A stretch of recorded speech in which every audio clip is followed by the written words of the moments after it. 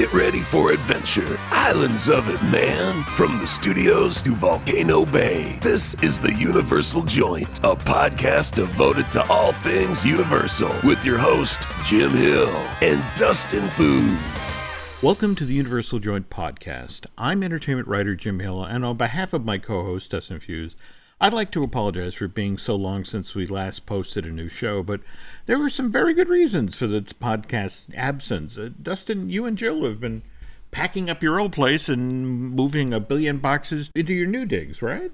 Yeah, we decided to buy a new condo in downtown Toronto, and you don't realize how much stuff you have until you're putting them into boxes.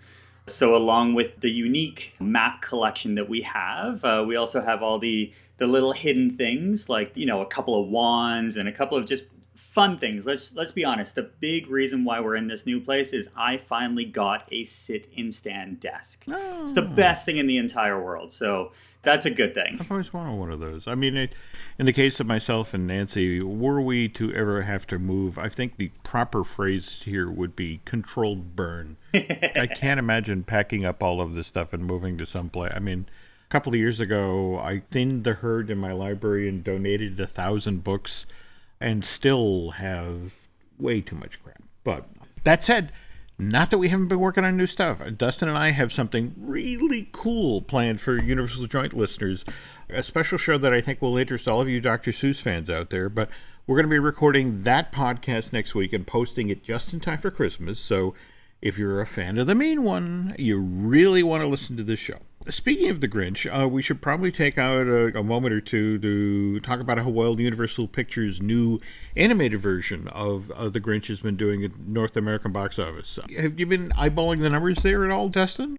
Yeah, I've been looking at, since it came out with such a strong marketing campaign, It's been very interesting to see. So what we've got now is it's been in theaters for 5 weeks now, right? Yep. So if we're looking at the dollars to donuts, idea, and keep in mind you and I are recording on December the 14th of 2018. Yep. So that's $226.7 million in ticket sales in North America. And really cool, that means that Dr. Seuss's The Grinch currently sits in the number 6 spot when it comes to the highest grossing films to be released domestically in 2018. Just this past weekend, for the first time in years, the 2 top films in the North American box office were Ralph Breaks the Internet, Wreck-It Ralph 2. That had 16.2 million, and The Grinch was very close behind with a 15.7, if I'm remembering correctly. And there's a lot of people in Hollywood who actually believe that you can't release 2 animated films close to one another because they'll erode each other's box office. And that doesn't seem to be the case, at least this time around. Now, mind you, if we're looking at overseas box office totals, a very different story for The Grinch. It's only sold $103 million worth of tickets overseas. There are people who tell you Dr. Seuss is really more of a North American thing. And there's this fascinating story about Benedict Cumberbatch when the folks at Illumination hired him because they were talking in terms of the 1966 Chuck Jones animated holiday special. And they were like, well, the only person who could possibly follow Boris Karloff's, amazing narration and vocal performance of the Grinch on that special would be Benedict Cumberbatch. And so here Cumberbatch comes through the door and he's like, now wait a minute, this Dr. Seuss is an American story. And so I think I should do an American accent. And the guys at Illuminations kind of blinked at him because it's like, we were kind of hoping to get the Sherlock guy. But no, he stuck to his guns. And actually, Nancy and I saw the film with Alice last week or thereabouts finally. And it's actually the right choice for this version of the story, which we'll get into, when the thing that Dustin and I are recording next week or thereabouts. But now, quick question though, when you were in the seat, in the theater, looking up at the screen, how many times were you comparing the Grinch, the new ones, the Dr. Seuss's The Grinch with the Jim Carrey version? Before we headed out, I actually made a point of DVRing it. And these are 2 very different animals. The Ron Howard film from 2000 is very much a film that tries to stand in two worlds. It's trying to be a holiday film, and at the same time, it's trying to be a Jim Carrey comedy. Yeah. It gets kind of schizophrenic at moments, and in fact, every so often there are jokes in it where it's like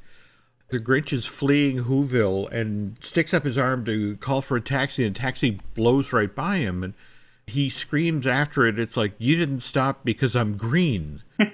You will not find jokes like that in the Illuminations movie. In fact, the Illuminations movie does something genuinely unique. It really hammers on the sincerity button, and you wouldn't think they could pull it off, but they did. Mm-hmm. The animated version cost only $75 million versus the live-action version, which cost $123 million to make back in 1999, and they had to use 11 different sound stages in the Universal Studios lot. And the Illuminations one already is doing well enough that it's into profit. What's kind of interesting is that, sort of pivot back to the theme parks now, the folks who handle entertainment at Universal Orlando, the Universal Orlando Resort, since 2000, when they did the very first Grinchmas at Islands Adventure, this has become a big holiday tradition in the Central Florida market, and people actually go there to hang with the Grinch. In fact, did you get to see that viral video from last week where somebody had brought the Grinch an onion? I haven't laughed that hard in a long time. Mm-hmm. It was absolutely hilarious. So if you haven't seen it, just go on wherever you get your social medias, be it Facebook or Instagram, wherever, and just search the hashtag. It's either Andy's coming or no, it's the Grinch. Just type in Grinch viral. You'll see what'll happen. For those of you who know the Jim Carrey moment, I want to say very early in that version of the Grinch, they show in close-up the Grinch eating an onion. What ends up happening in this viral video is that you see this woman who's waiting to get her picture taken with the Grinch, and she presents the Grinch with a gift. It's an onion. And the performer who's in the Grinch outfit is just thrilled to be given this and say, oh, it's perfect. And he actually brings her inside and carries the onion with him. And I want to say he then licks it and places it in the holiday tree there in the store, if I'm remembering the footage correctly. I made some calls to friends at Universal, and they were like both thrilled and horrified by this video, because they are desperately hoping that this doesn't become their theme park's Andy's coming. And to explain, if you went up to the Toy Story characters you were in the park, the walk-around Toy Story characters, and you said, Andy's coming, they would collapse. And there are photos about it. There's video. Yeah. I think the most common place where you would be able to see it was actually where Woody and Jesse were meeting right beside Splash Mountain in Frontierland. Yeah. And it turned into this almost a viral joke, because I think it happened only a handful of times before management said no. Yeah, management fell on them like wolves, because, again, when they did this, when the performers in those extremely expensive Jesse and Woody outfits, they'd get scuffed, they'd get dirty, and they'd have to be cleaned, and there's only so many of them, and they have in backstage, held in reserve.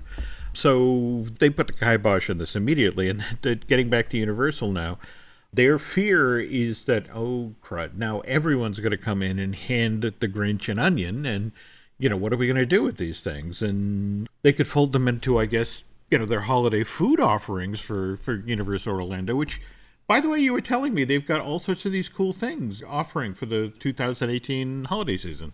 Now that's a segue. Yeah. Yeah, so when we were talking about what's going on with the holidays, we've spent a lot of time talking about the Halloween, and just a lot of things come out throughout the parks. And with the holidays right now, Universal Orlando Resort has done a really interesting job on capitalizing on the Instagram culture. So what happened was there was a media event where folks were able to go in and talk with a number of the creative culinarians, is what they call themselves. And they're basically folks who are amazingly skilled designers and chefs, and they come together and they talk about what people in the theme parks would want to buy. So this year, they've gone out of their way to create a huge list of unique things. So everything from a gingerbread cheesecake to cupcake. So they have a reindeer chocolate cupcake to something that really struck my fancy when I was looking at it. It's an apple strudel on a stick. I actually had this at the press event back in November, and I often kind of look at these sort of things and wave at them because I can't eat that. But it was so pretty, and so, I brought one over to the table and basically shared it with everybody. And this isn't something you normally hear on a stick, associated with, but they really did a nice job. Some of the other stuff that I didn't dare sample that really looked attractive, though, is like, don't they do some sort of a red velvet cake roll or something like that? Yeah, so that's their Yule log. Oh. So it's a cream cheese filling, red velvet cake, and then a buttercream coating. Yeah, it looked beautiful and deadly, so I just waved at it. In this Instagrammable world that we live in, it's like they're very pretty, so they lend themselves to being photographed, and then they're also large enough to share. And they're actually edible. And that was the big thing going back. We discussed it on our last show about the green eggs and ham, where when they create these food offerings in the park, either they look really interesting or cool, or they're edible. So at least now we're seeing with the holiday offering some really, the Yule log, the cookies, the macarons, all that other stuff. I would like to see a little bit more fruit, but that's just me. No. You want to be healthy when you're in the parks, but that's why we have CityWalk. So outside of the parks, keep in mind, Universal Orlando Resort is a huge area. It encompasses the two main theme parks. It encompasses the water theme park, Volcano Bay. But then you have CityWalk. And we're looking at some new offerings that are continuing, that are showing up fairly regularly. We had Voodoo Donuts show up, and there may be something else coming. I think you're referring to the replacement for Emeralds, which closed back on July 7th? Yes, and still, just like anything, until we see the name up on the building, there's nothing really that we know for sure. Well, but the fact that okay. Yes, until the name shows up on the building. But the interesting thing is that in addition to the name up on the building, there are names on forms, and haven't we've seen a name, haven't we, for what may be going into Emerald? We're looking at Big Fire Grill. So Big Fire is going to be heading in. We are once again assuming that is going to happen. But along with Big Fire Grill, there are also a couple of things that are showing up through trademark searches and these types of things. And the other one that popped up was Universal's great movie Escape. Now, we just have a name, and obviously escape rooms are very popular now, but you brought up a very interesting point that this could end up in CityWalk. This could also end up being built. This could end up in CityWalk. This can end up in a hotel. This is very similar to almost like The Void, where you create an experience that is almost self-containing. And you're able to bring it not only to Orlando's CityWalk, but you may be able to bring it to all of the various Universal properties around the world. True. And the name Great Movie Escape is very, very cool. It works perfectly for the Universal backdrop. But what we're talking about that could really seal the deal for this is the corporate side. Oh, yeah. I get what you're saying. The notion of this could be something that could be offered to the public. Likewise, it could be, something you could book out for corporate groups. I love the duality here. And the nice thing about a name like Great Movie Escape is it's such a loose construct. You could do seasonal stuff, horror-themed stuff. You could do classic, Universal films, things like The Sting or that sort of thing. Yep. And you can do it to any age group. Because what we're seeing right now is that originally the escape room was, very much an adult thing. You would go in and you'd have to solve all of these clues in order to escape.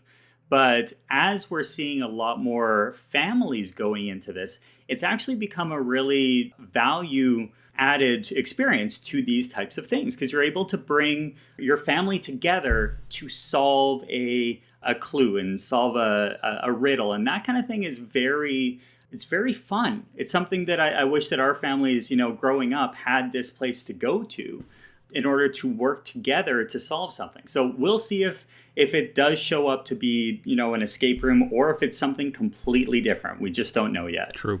Given that in 2019, we're going to be celebrating the 20th anniversary of the opening of the Universal version of CityWalk. So got to wonder if Big Fire and Great Movie Escape will show up as sort of the presents under the tree for that particular anniversary. And speaking of presents under the tree, once we get to Christmas, it's only minutes away till New Year's Eve, and you had noticed that this huge pile of this wide variety of New Year's Eve related offerings that Universal Orlando is putting together this year. Is that correct?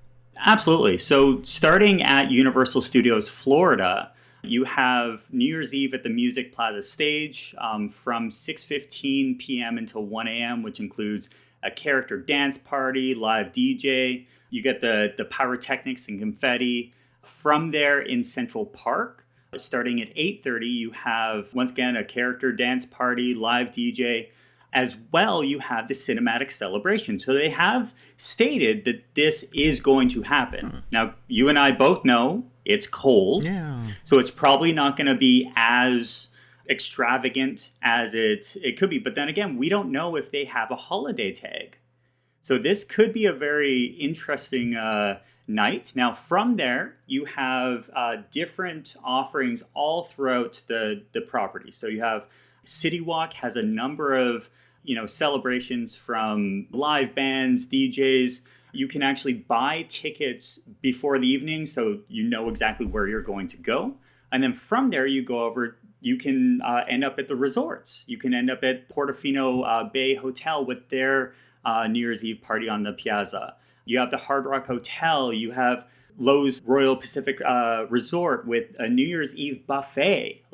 There's a lot of activities. Now, the one that stuck out for me, and I'm a huge fan of the style that has come from Universal's Aventura Hotel, but they're actually hosting the New Year's Eve at Bar 17 Bistro.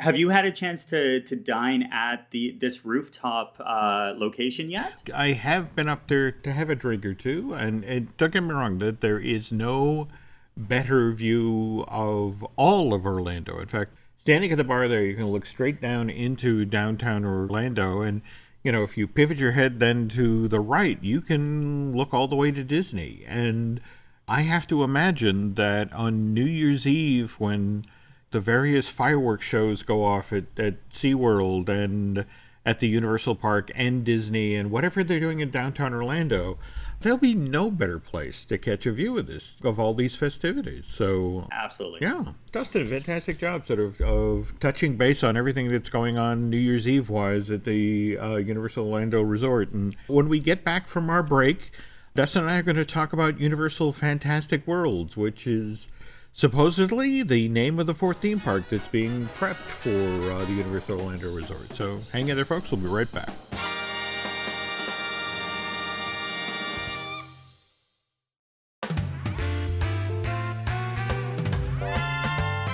By now, you've obviously seen that image on Twitter and Reddit. In fact, the thing that kills me about this image that somebody took at a presentation for a Universal Fantastic Worlds is literally there's a parenthetical phrase at the top of the image that says, "All content is in early development. Do not distribute." And it's like, well, good luck with that, guys. We've heard from a number of different folks that Universal would love to have this place open in time to sort of ride on Disney's coattails for their 50th anniversary celebration, which of course will be a year-long thing in 2021. I've heard recently that, especially from the Universal side of the fence, since they know that Disney is going to do what Disney always does, which is the year-long celebration is somehow going to become an 18 to maybe 22-month long celebration. Year of a Million Dreams? Absolutely. There we go. So it's entirely possible we may be looking now at a 2022 opening for this project. But if you've looked at the art, you know this park is going to feature Mario from Mario Brothers. And that's really not a surprise given the Super Nintendo World that's opening at Universal Studios Japan in 2020. The problem is right now we're working with not a lot of specifics. All right, Dustin, the overall size of this project is what? So it's overall going to be 541.5 acres. Mm-hmm. And it's something that when you're looking for the actual park itself, mm-hmm. you can go on to Google or to Twitter. And I'm a big fan of the content that Bio Reconstruct mm-hmm. does. He does all the flyovers mm-hmm. for Star Wars Land and for everything that's coming out. Well, he's done a couple of aerial photos on the development plans for this new park. Mm-hmm. And you're looking at a huge parcel of land, but it's all broken up into different segments. You have back of house, you have front of house, you have expansion pads. But overall, you're looking at the project being over 500 acres with the parking area of 100.72 acres mm-hmm. with 5,089 parking spots. Kind of a departure from what we've seen previously over at what they're referring to, I guess, is the original campus. And we had those two massive parking structures built. Yep. But that was, again, the notion of weren't quite working with this much open space. So, you had to build those multi-story parking structures so you'd then have the land to build islands mm-hmm. and CityWalk and so forth. So I'm just kind of intrigued to see them going back to the 1990 Universal Studios Florida plan, where big open flat parking lot, but let's see how long that holds. But again, as for what's going into this park, we've mentioned the Super Mario Brothers. The other, and again, you and I have talked about this in a previous show, the How to Train Your Dragon area with its attractions. I mean, I think we were talking about the Cinematic Celebration show, and how everything else that's featured in that 19-minute long film are things you've seen that day as you've walked through the park. But, suddenly here's, all of this How to Train Your Dragon footage. And when I talked with one of the creatives, it was sort of like, well, what's the deal with that? That's not in the park. And, he said the magic word, not yet. But anyway, for those of you, just to give you a broad picture of the How to Train Your Dragon property, that's based on the 16-book series by Cressida Cowell, DreamWorks Animation, the first film, which was directed by Chris Sanders and Dean Dubois. That's the team that brought us Disney's Lilo and Stitch back in 2002. But yeah, it came out in March of 2010 and mm-hmm. did well enough. I mean, it was with a budget of $165 million, grossed $217 million stateside, another $277 overseas, coming in just shy of $500 million worldwide. So the funny thing is, Chris leaves. He goes on to direct The Croods for DreamWorks Animation with Kirk D'Amico. Turns out that's another success for the company. In fact, just recently they've confirmed that Croods 2 will be coming out in September of 2020, if I'm remembering correctly. Yeah, just 3 months after Minions 2. Yeah, it's kind of interesting given that Disney and Pixar have had to sort of figure out the dance of who releases what movies when. We're just now seeing Universal try to figure out that dance. In fact, next year, I think, is the first year where we're going to get How to Train Your Dragon, the Hidden World, in February, and then in June, I think, is Secret Life of Pets 2, that's an Illuminations film. It's going to be interesting to watch them to do that dance. But anyway, Dean Dubois, he ended up being the de facto director of How to Train Your Dragons 2. That comes out in 2014, and he explained to me that he'd always wanted this to be a trilogy. In fact, this film keys off of the first line from the very first book that Cressida wrote, that when I was a boy, there were dragons in the world. And for Dean, it's like, all right, so the story of this series of movies has to tell is like, where did the dragons go? if they were once in the world, where are they now? And that's what we're going to get seen addressed in Hidden World. But anyway, Katzenberg, on the other hand, was like, does it have to be just 3 films? Could it be 4 films? I mean, Jeffrey was always pushing for everything to get extended into multi parts. In fact, at one point, Kung Fu Panda was supposed to be the 6-part series, but we're getting pretty darn close on the Kung Fu Panda. Every couple of years you look and you're like, hey, look, Jack Black is back as his panda alter ego. Mm-hmm. In fact, interesting with Kung Fu Panda, we just had that new 3D film open at Universal Studios Hollywood in the DreamWorks Theater there. And there's been, I guess, conversations about whether or not that will come to Universal Studios Florida as a replacement for the Shrek 4D experience. But I don't know if you saw this announcement.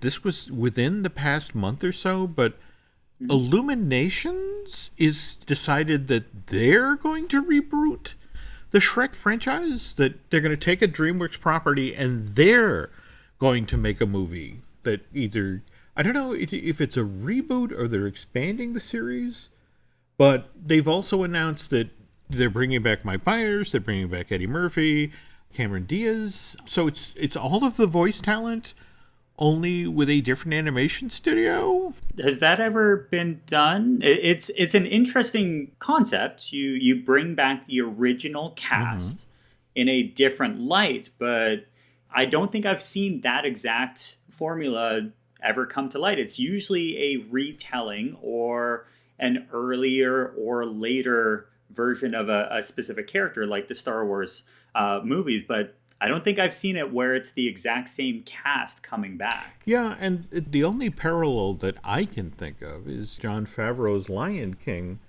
It's an entirely new voice cast except James Earl Jones, who comes back and does Mufasa. So it's, yeah, well, there you got chills. Good. All right, good.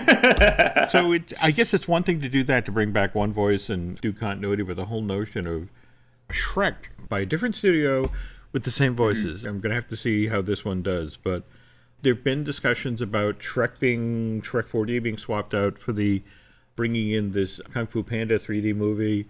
But at the same time, if you talk with the folks who built the DreamWorks Theater up on the upper lot at Universal Studios Hollywood, they were very upfront about the fact that it's like, look, this theater was created so we could bring in multiple films.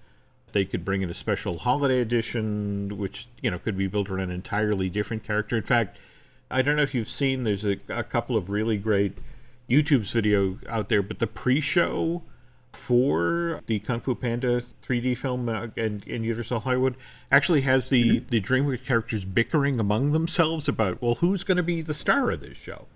So right up front, this is kind of a repertory company setup. So yeah, going to be interesting to see if that's what actually comes in there.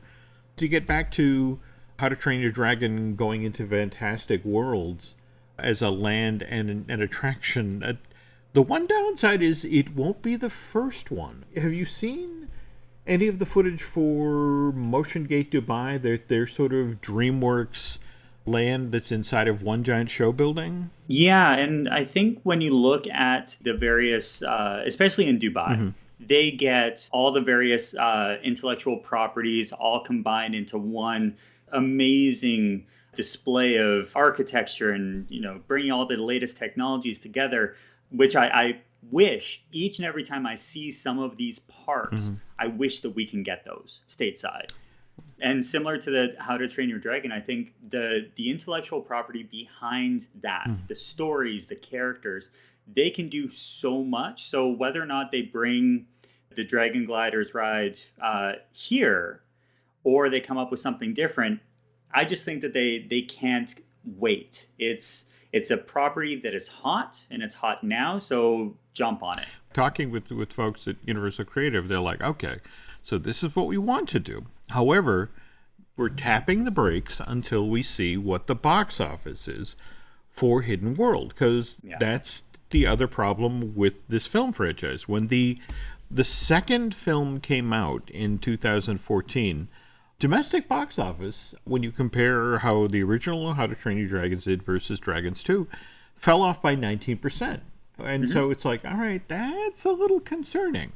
Now, mind you, overseas, the first film made, I want to say, $200 and some odd million, and second one makes $444 million. It literally does 162% of the business the original film had done. So Universal's like, well, I mean, we like to think of ourselves as an international destination. We've got so many people coming over from the UK, to do Harry Potter and that sort of thing. So a film that's popular overseas that doesn't necessarily do as well stateside, that's not a deal breaker. But before they commit to doing a whole land and a set of attractions around How to Train Your Dragon, they want to see how 3 does. Which brings us to the other land that was supposedly being considered for Fantastic Worlds, and that was yet another Harry Potter area. Supposedly this one was going to be built around the Ministry of Magic, but with sort of a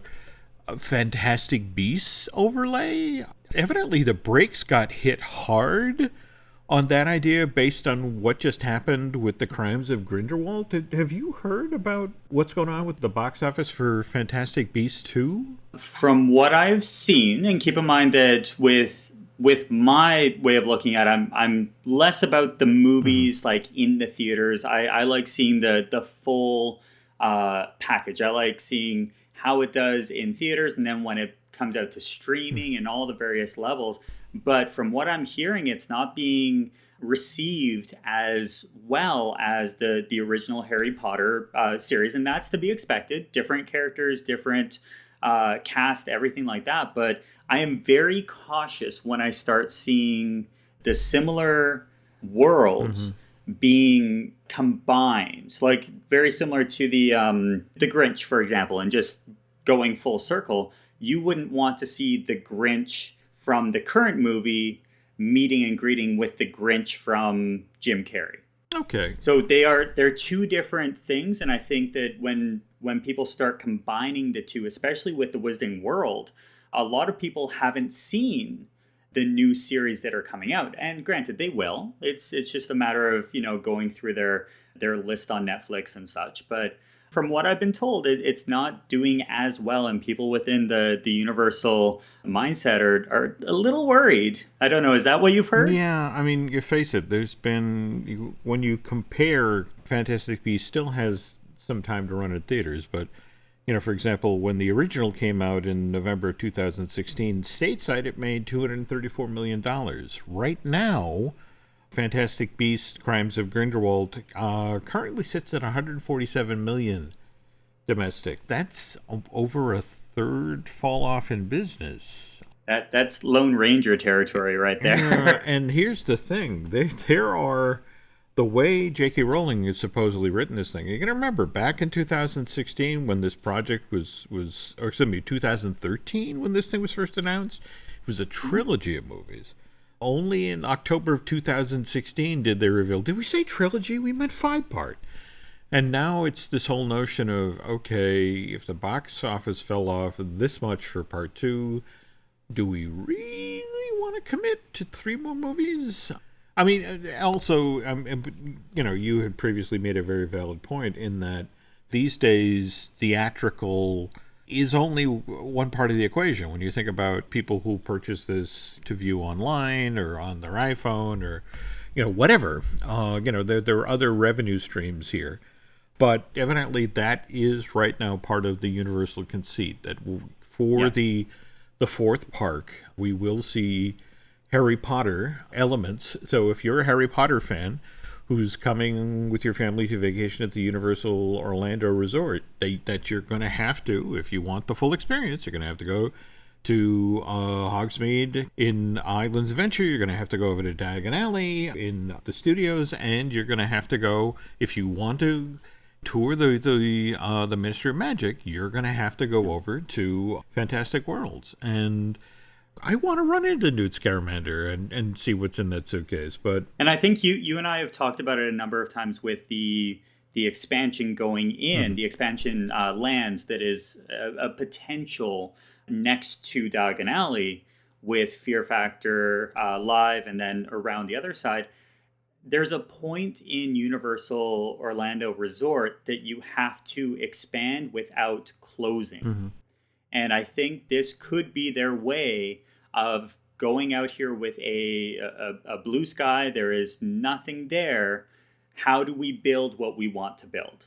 And it's a very exciting prospect. Mm-hmm. I think the other thing, frankly, that we saw that was kind of a sea change in the way Universal Creative approaches. Now, remember, very, very early on, when it came to the Nintendo properties, we saw a Super Nintendo World that was proposed that was basically going to be shoehorned in fact, at one point, it was supposed to actually swallow E.T. Adventure and then eat up where the original Hard Rock Cafe was located, and then, run all the way back to where A Day in the Park with Barney ran. And and in much the same way as what you were alluding to, the notion was Ministry of Magic was supposed to be built on top of the old Wild Wild West. What is the name of that awful show where they make people eat bugs?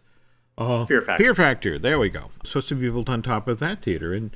And the pushback from Universal is like, well, wait a minute. Why would we be limiting these properties to just one park? Why don't we put them in all three of our parks? So Nintendo fans have to go to all three of these parks. And Harry Potter fans have to go to all three of these parks. And so that's kind of the spot we're in now. I'm going to be fascinated to see which individual Nintendo property, as opposed to, a Mario ride next to a Zelda ride next to a thing, it's just sort of like, okay, so what is going to go on top of the Fievel Play area and the Curious George area? Because that's and the Woody Woodpecker. Yeah, that's it. Like all of that is old, and you don't want to say that it's old and outdated, but let's be honest. I grew up with Curious George. I grew up with Woody Woodpecker. When I was a kid, that was cool. That was something that was there for kids. But now I can't remember the last time that there was a Barney feature film or a Curious George anything. And I think we've reached that point right now. It's so interesting you say that, because just last week news broke about a new series of Woody Woodpecker films that I think Universal is making strictly for online. So no, I mean, valid observation on Curious George, valid observation on Barney, but just Woody Woodpecker coming back. So go figure. Yeah. And you're right. Yeah, it wouldn't make sense to have the Jim Carrey version of the Grinch meet up necessarily with the Benedict Cumberbatch version of the Grinch, but for the newly updated version of the Hula Day celebration at Islands Adventure, that their version of the Grinch, or How the Grinch Stole Christmas, they're presenting now inside of Soundstage 1. First of all, they've updated the sets, made it a bigger show, better lighting, that sort of thing. But the interesting thing is that the new costume for the Grinch, it's no longer the costume that the Grinch wore in the Jim Carrey movie. It's the costume from the 1957 book, which, curiously enough, is also the way this character looks in the 2018 animated version by Illumination. So clearly this Illuminations version is a hit. It's popular, but it's like, he's sincere. So many people now have, coming up on 18 years, people have been coming to the Universal Islands Adventure to be insulted and made fun of by that version of the Grinch that, sort of takes its inspiration from Jim Carrey's performance. And I can't help but look at them sort of changing the look and sort of bumping out the size of the show, that I think Universal Entertainment saw this new film coming down the pike and obviously got to see it early on and hesitated. Because it's like, do we retool our show to support the animated film and take away from people the opportunity to meet with the Jim Carrey version of the Grinch when, they so enjoy getting insulted by him? What do they do for the future? And I really shouldn't talk too much more about this, because this is actually what we're getting into at our holiday show next week. So tell you what, I'm going to shut up now, and if you folks come back in a week or so, Dustin and I have something very cool, a big Grinch show that I think you really, really enjoy. But But again, just looking ahead now to next year or thereabouts. Now, you've got a new project of your own you're launching out there, Dustin, don't you? The Wi-Fi Adventures? Yeah, so on top of stepstomagic.com, which is very heavily Orlando-based, the Wi-Fi Adventures, so it's wifiadventures.com, is everything else. So it's where Jill and me, where we travel and, be it New York or our home in Toronto or wherever else we go and play. It's going to be our insights, top 10 lists, ideas, first-timer information, all of that stuff that I wanted to put within the Steps to Magic, but just felt as though that is very, it's Steps to Magic is all about Universal and Disney, and that is just a home for it. And now this new thing, Wi-Fi Adventures, is up and running. So hopefully we'll be able to put some Universal stuff over there, but I'm just excited to be able to talk about things that, are in my own backyard. Very cool. Well, speaking of which, didn't you just go to Second City there in Toronto? Yeah, we were there yesterday. And once again, with live entertainment, you don't know what you're going to get. And it's all based on the characters that the comedians are portraying. And we see this. That's why we love to go to Disney and Universal with people who are skilled and talented. And I still think some of the best memories that I have walking through Universal are talking with guys like Beetlejuice, where they can riff back and forth. Now, most of those characters, they have a stand-up background, stand-up comedy. And the best place to go and check something like that out, especially when you're in Chicago or Toronto, is the Second City. So we were there, amazing stuff. I know that you got to see them in Chicago. Yeah, this was years and years ago, but I went to the sort of the mothership, as it were, in Chicago. And on one Saturday night saw the Second City's early show, the 10 o'clock show, and then stayed for the midnight. And again, if you know Second City, they do a lot of improv, but they also do wonderful sketches that they sort of sussed out. And if you think about how many people walked out into the world from working at Second City, the John Candys, the Martin Shorts, as far back as Elaine May and Mike Nichols. I mean, some amazing, amazing talent. So it was a wonderful evening. And, I've always wanted to go back. So that's when you mentioned that you had just done this at the Toronto home office, which of course is where the wonderful Second City television grew out of. That sounds like a wonderful evening, and more to the point, the very sort of thing that would make me want to go take a look at Wi-Fi Adventures. But yeah, exactly. So basically what we're looking at going forward, especially with our show, is having fun doing the history side, but also news changes so quickly.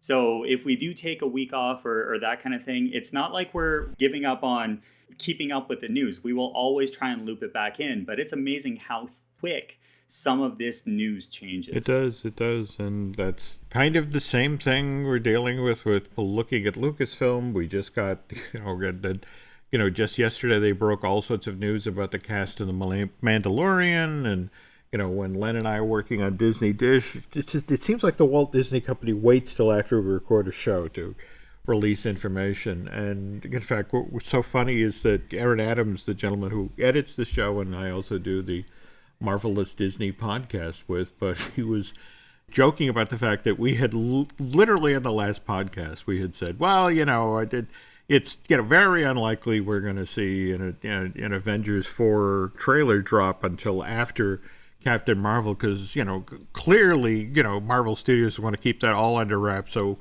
what happens literally the day after we record, they drop the trailer for Endgame and the whole world loses its mind. Yeah. But yeah, I mean, between Disney Dish and of course our show. Well, and then you have fine tuning. Yeah. The Drew and I, in fact, I have to jump off here, folks, now, because my homework assignment from Drew is I have to go out and take a look at Spider-Man into the Spider-Verse. So I apologize. I got to get to work here. That's my job. Go sit in a chair. Thanks for listening, folks. Going to go back on behalf of myself and Dustin, and do come back next week because we have a cool Grinch show coming up that I think you're really, really, really going to enjoy.